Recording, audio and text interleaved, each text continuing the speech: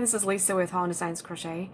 I wanted to film a short video today demonstrating a new slipper pattern which I'm designing, and it's quite a rainy, dark day here, so I'm sitting at my desk today. Hopefully the lighting is okay. I'm using this yarn from Line Brand. It's called Hue and Me, and the color that I'm using is sand, so it's a lovely pastel-y pink color, one of my favorite colors. And the slipper boots that I'm designing are called the Horseshoe cable slipper boots, crochet obviously. And I'm using this yarn. It's a size 5 or a bulky weight yarn, and it comes in I think 125 gram skeins, so I bought 3 of them. So for the sample I'm actually just using slightly over 2 skeins, so you probably could do it with 2 skeins if you worked a little bit more tightly and just kept an eye on how your yarn was doing. The yarn is lovely, an acrylic yarn. Actually, it's an acrylic wool blend, thinking about it. I was looking at the label before. It said, I think 80% acrylic, 20% wool. So it's a really nice yarn. And hopefully available where you are. I purchased it here in New Zealand, but since it's Lion Brand, I believe it's probably available in the States and other places around the world.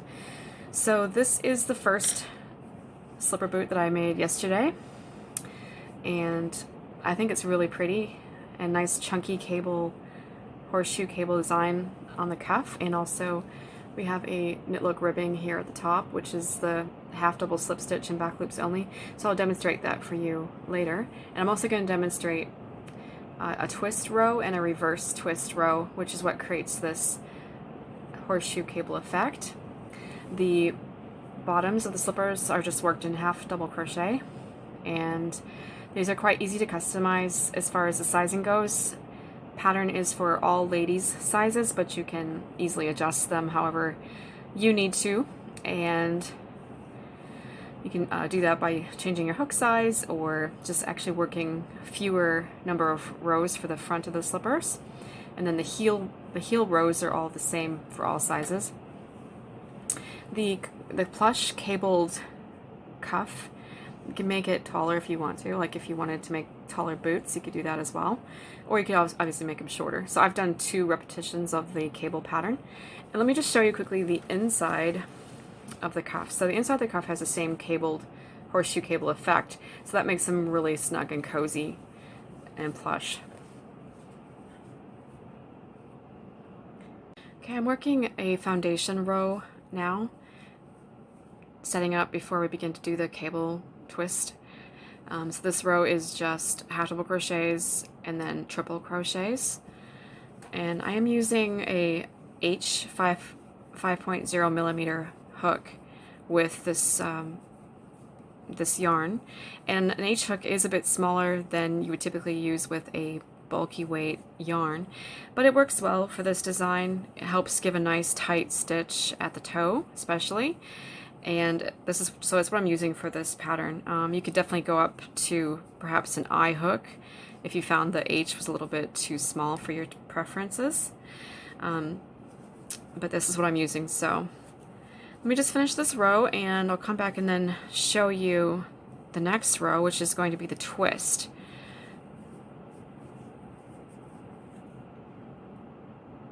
It sure is pouring rain out there today, so hopefully you can't hear all that rain coming down. Okay, this is going to be the twist row. So I've started with 2 half double crochets at the edge there, and now I've got my 6 triple crochets. And the twist row is you skip the first 3 stitches, and then you work back post triple crochet around these next 3 triple crochets. So obviously if you are familiar with back post stitches, it's from the back of your work to the front of your work, again to the back, and you work around that post. So we're working just a triple crochet there, back post triple crochet, and you're working 2 more in the same way, and this will be the first half of the twist.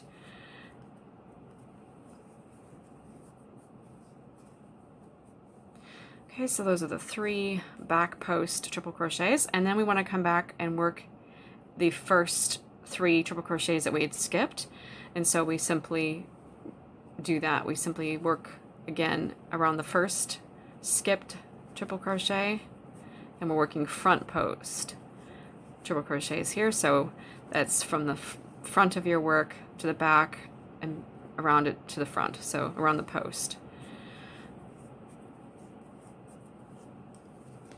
And my last one here, front post triple crochet. And so when I've completed that, I've basically worked 6 post stitches around those 6 triple crochets.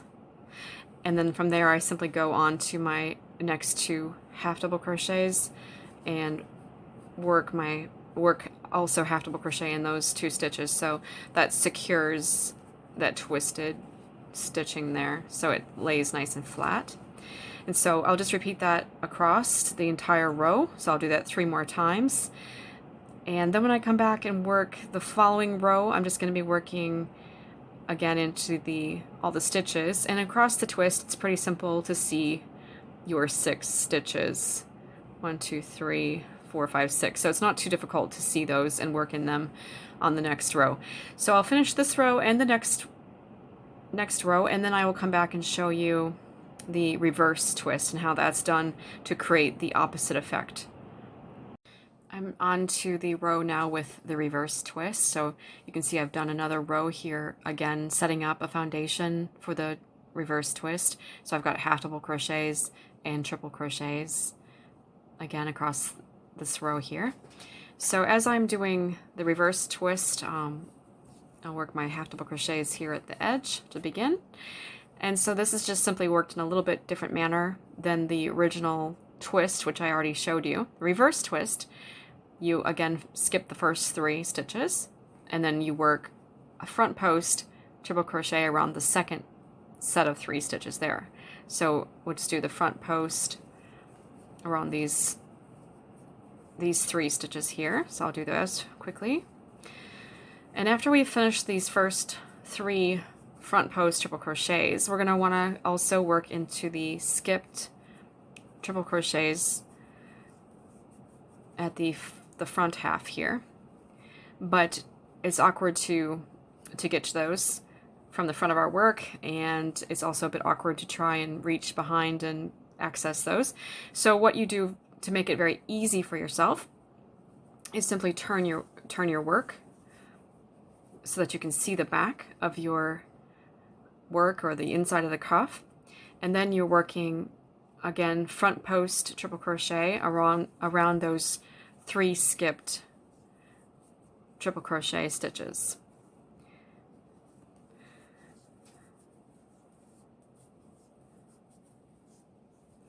And the third one here. And so you're working them in that order, first, second, third. Okay, and then you simply twist your work back again so that you're seeing the right side, and then again go ahead and do your half double crochets in the center there. And you can see how that's created the opposite effect so that you end up having this horseshoe shape, right? And so I'll just demonstrate that one more time so you can see how that's done. So again, skip the first 3 triple crochets, front post triple crochet around the next 3 stitches for the first half of the twist, or reverse twist, I guess. And then to pick up the skipped stitches and work those, we simply turn our work and work around these 3 skipped triple crochets here. So we just work the first one, again front post, and the second one, and the third one. And it is considered a front post triple crochet because we're referring to it from the side that we're working at that time. So it's the front of our work when we're holding it this way, right? And then we flip it back. So that's 2 of those finished. You can see it's actually not very complicated and has really pretty effect. So I'll complete this row and then I'll come back and show you how to do the final ribbed edging here as well.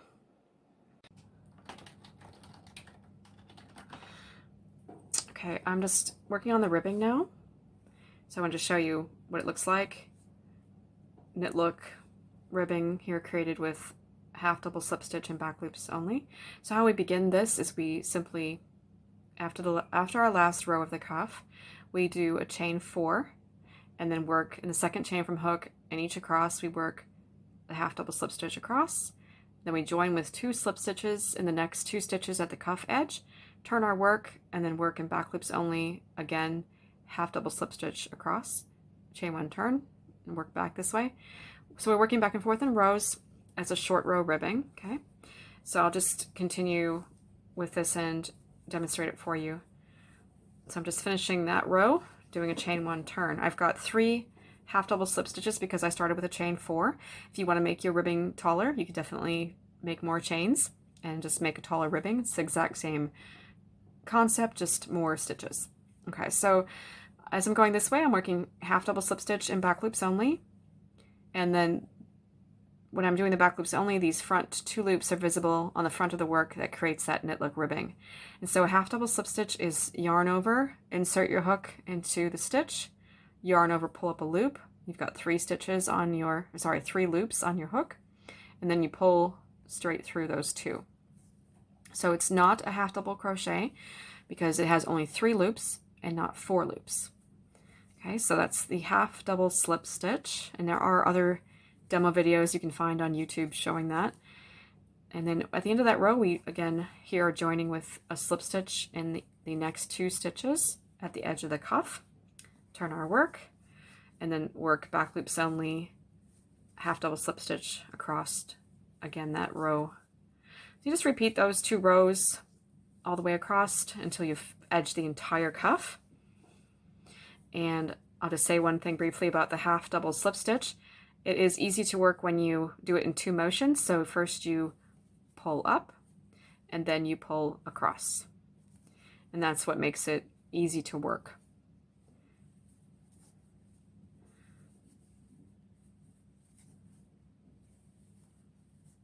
Okay, so I'll just finish off the slipper, and I'll then show you the finished slippers together. Here are my beautiful finished horseshoe cable slipper boots. You can see how cute they turned out. I've also photographed them so you can see what they look like when worn. And the back of the cuff, that's just simply sewn using a yarn needle and whip stitch, so it's quite a quick and simple finishing technique. So these work out pretty quickly, and they make a great gift for Mother's Day or any other occasion. It's nice to maybe include them in a little gift basket, maybe with, you know, bath salts or some lotion or something. Quite a luxury little gift to give to someone. So I hope you enjoy this pattern, and hopefully this video has been helpful for you so that you can work out these cables.